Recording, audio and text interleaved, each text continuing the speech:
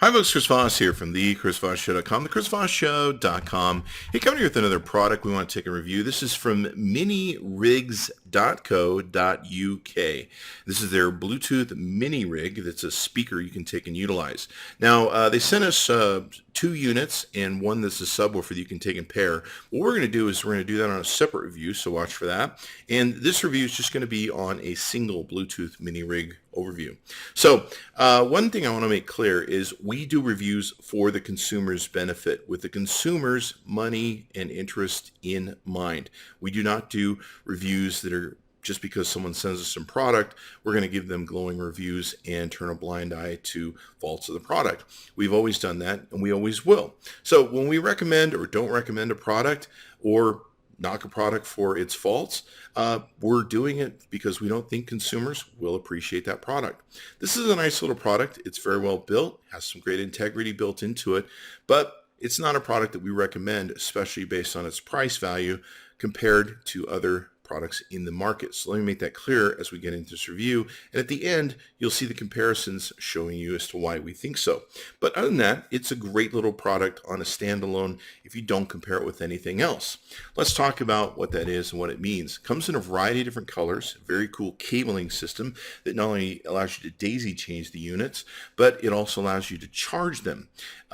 Basically, you can do Bluetooth as well, and it's got great British UK engineering according to their website. It's made out of simple machined anodized aluminum and just kind of a little sort of industrial sort of look, if you will. It works fairly well when it comes down to it. It's small enough and light enough where you can take it in travel bag, backpack, and all that good stuff. Throw little concerts for you and your friends, and away you go. You can use Bluetooth or plug in directly. They told me with the daisy chain system, they actually have 2 plugs that they were able to put 150 of these chained together into a big unit and really jam out some music. So very cool that way for them. The battery life, we're still testing and we'll have further reviews on that. They claim to have 50 hours of low volume that you can get out of the battery life, 30 hours of average use, 10 hours of maximum volume. They have 2 different settings on this called low gain and high gain.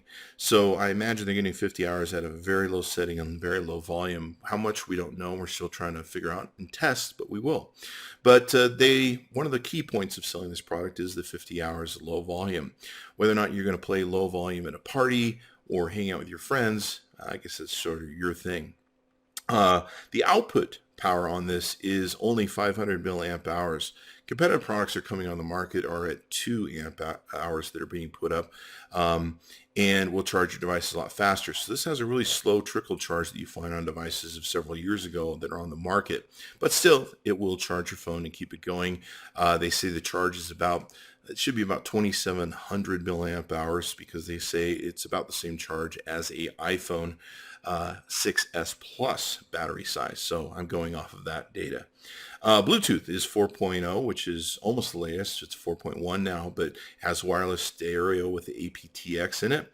The Bluetooth range is really great on it. Of course, everything that has Bluetooth 4.0 in it. Good 10 to 15 meters. We tested it, and yeah, you can get quite a ways away and it'll still work. Charging time is 68 hours, which kind of amazes me considering the battery is pretty small that's in it. It got IPX4. So it's got a great sound to it. I don't see anything that's greater than some of the other things that we see on the market in the $100 to $200 range that make it stand out. It does sound good. I would say on the high point of good, but something I'd say is great when it comes down to sound. So all that being said, once again, we're not a reviewer who gives glowing reviews based upon someone sending us product. We're concerned and work for the consumer and their best interests. Now, well, the Minirig product is a good product. It would be great, especially in the $50 to $100 price range in the US. I don't know what's going on in the UK, but let's take a look at how it compares with things in the market competitively and why we don't recommend the product and we weren't that impressed with it. It's a great product if you just look at it from a standalone point, but when you look at other competitive products as we do, which are constantly being sent to us by all the other companies out there that make Bluetooth speakers, I have to tell consumers what might be best for their buck and what they're going to get. So let's break it down. Let's do an honest analysis of a Ben Franklin system and see what we have here. Now, we have the JBL Charge 3, which we just recently reviewed, which came out. The UE Boom 2, which we actually just got yesterday. And the Minirig, okay? So we're using pricing off of the US Amazon system. I don't know if things are different in the UK when it comes to prices, but we're using US-based prices on Amazon that I can find today as of this video. The JBL Charge 3 is $145.95, $179.99 for the UE, and $200 basically for the Minirig. That's a pretty expensive speaker compared to some of these other products that just came out on the market as well. So let's see, does it have a bang for its buck? Now, with the JBL Charge and the UE, both have built-in mics. You can do calls with your units and call through the speakers. You can listen to people talk and get clear calls. With the Minirig, you don't. That's a real big deal for me when it comes to evaluating if I want to spend $200 for a speaker when many of the top speakers that are in this price range come with a built-in mic. The Minirig does not. Let's carry on. Battery life. 20-hour average battery life on the JBL Charge 3, 15 on the UE Boom 2, 30 is the average on the Minirig, but they do claim with low volume you can get up to 50.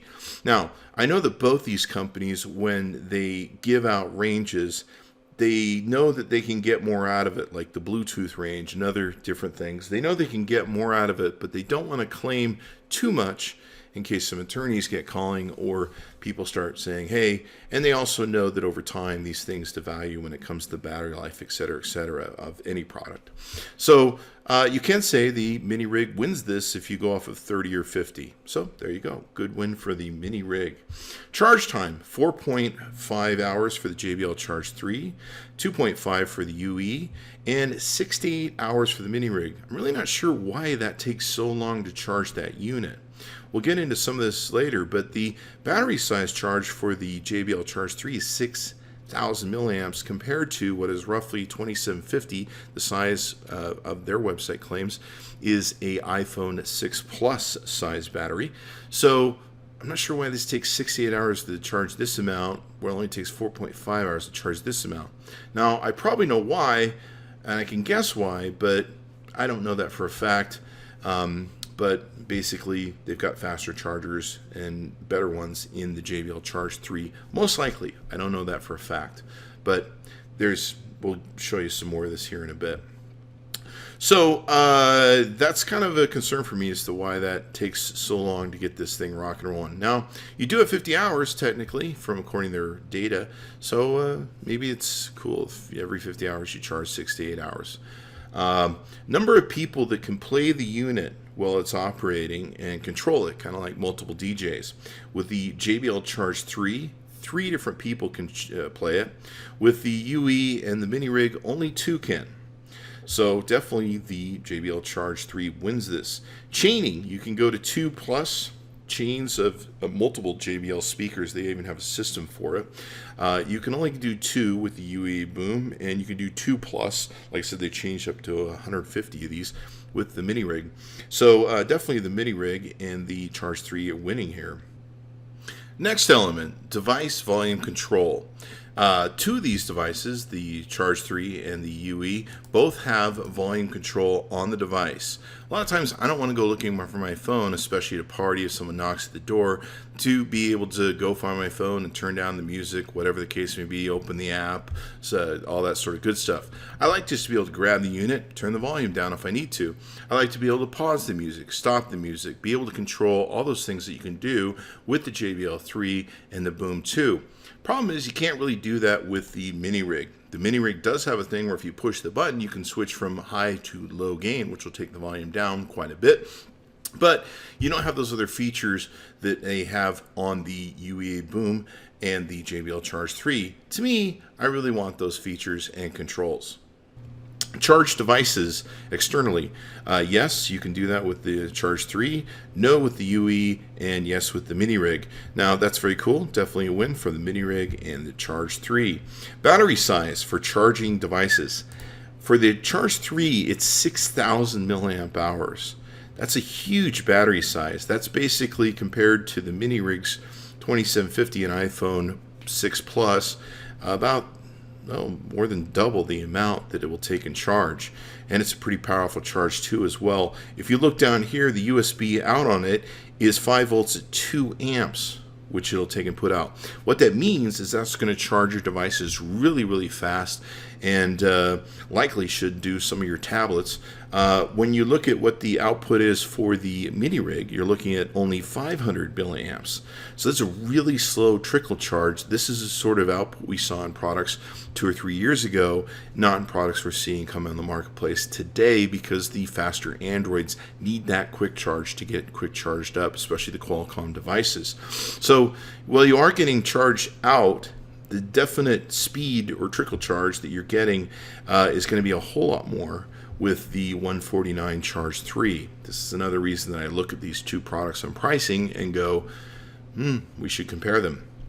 So let's take a look at Bluetooth versions. 4.1, the very latest on the Charge 3. 4-ish on the UE Boom. I can't get an answer from them on what it is. I'm sure it's 4 or 4.1. And it's 4 on the Minirig. So definitely a good thing for the Minirig. But, for something you're spending $50 more on, or $50 less on, do you want the latest technology? It's up to you.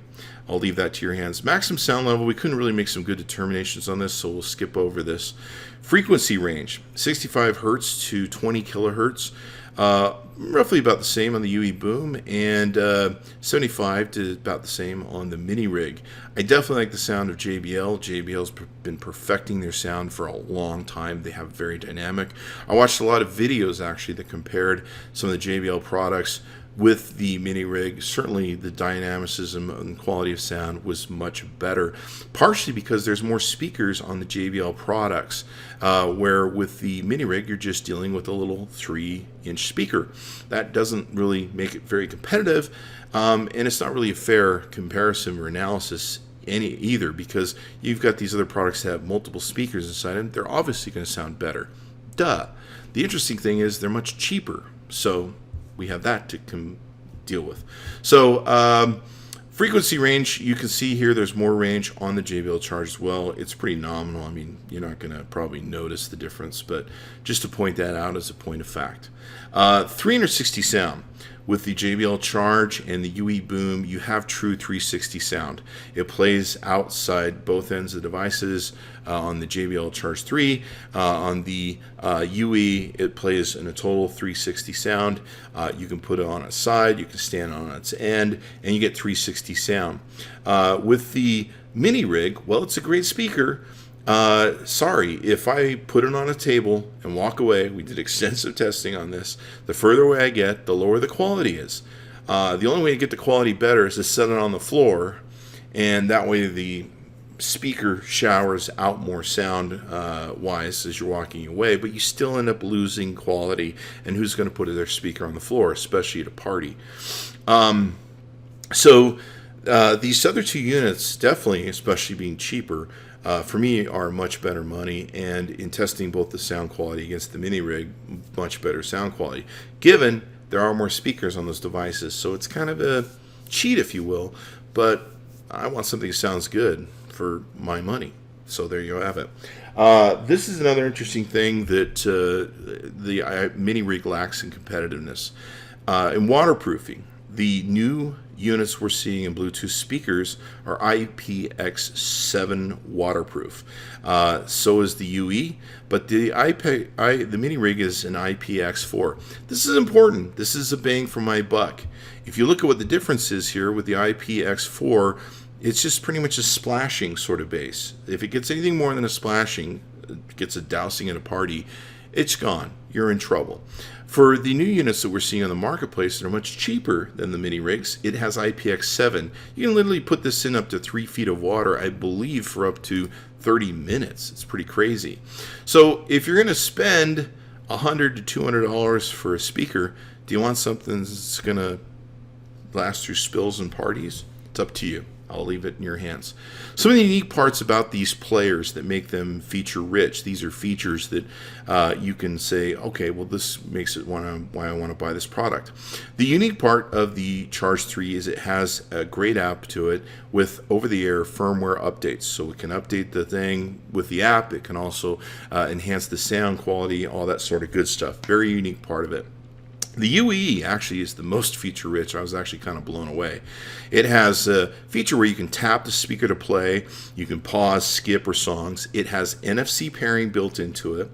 It has a companion app for over-the-air speaker firmware updates. This is really a key point that I love about the speaker. It has Google Now integration in Siri. I can literally tell it what music I want it to play.